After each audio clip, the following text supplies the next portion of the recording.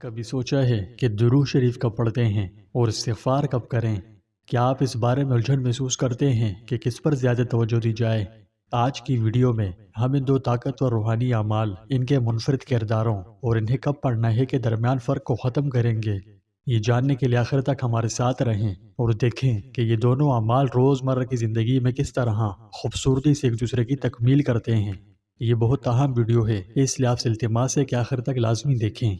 آج ہم درود شریف اور استغفار پر بات کرنے جا رہے ہیں۔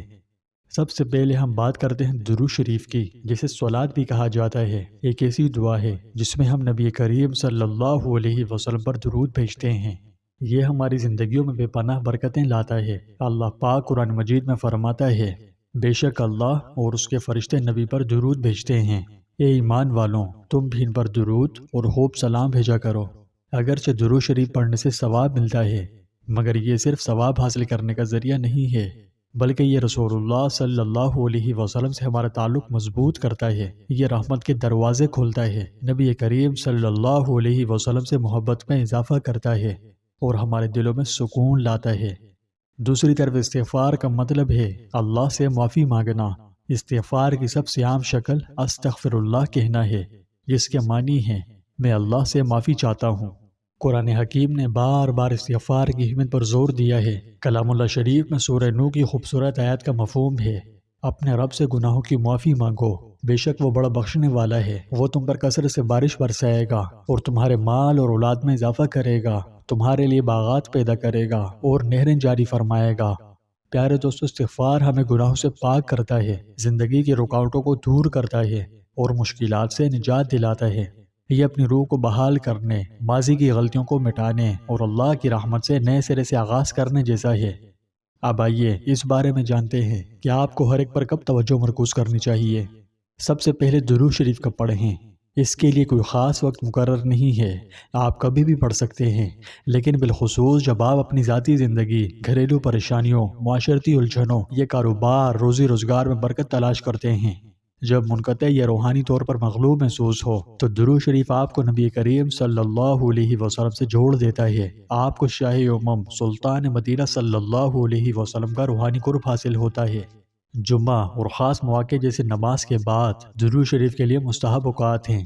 اس کے علاوہ اگر آپ زندگی میں مشکلات میں پھنسے ہوئے محسوس کرتے ہیں اور آپ روحانی ترقی چاہتے ہیں تو بعد از نماز فجر 100 مرتبہ درود شریف پڑھیں۔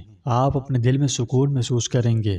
درود آپ کوئی سے بھی پڑھ سکتے ہیں، لیکن اگر درود ابراہیمی پڑھیں تو یہ افضل ہے، ورنہ جو آپ کو پڑھنے میں آسان لگے، سہولت ہو، پڑھ سکتے ہیں۔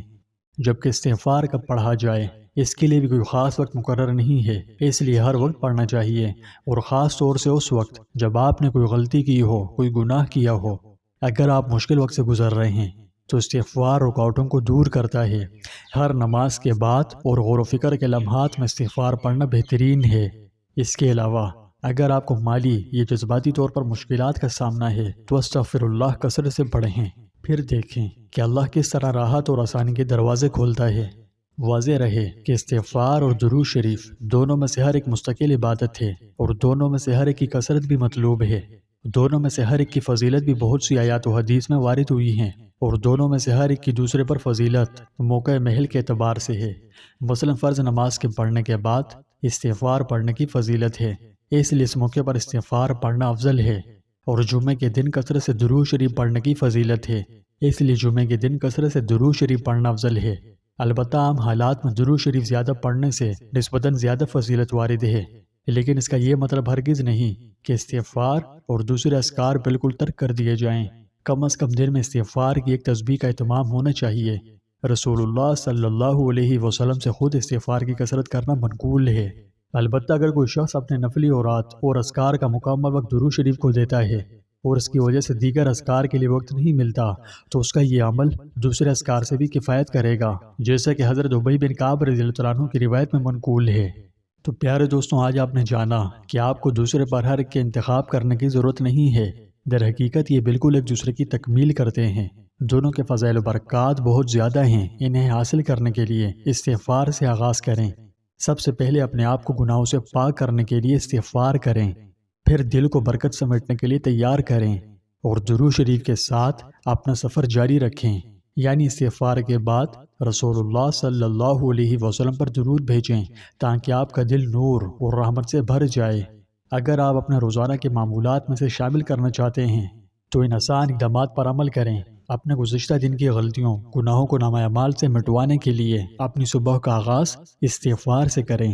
تعداد جتنی چاہیں آپ اپنے لیے خود مقرر کر لیں، ٹھیک ہے؟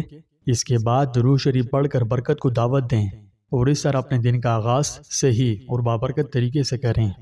یہ عمل زندگی میں توازن لاتا ہے، استغفار بوجھ کو ہٹاتا ہے اور درود شریف آپ کو سکون اور مثبتیت سے بھر دیتا ہے۔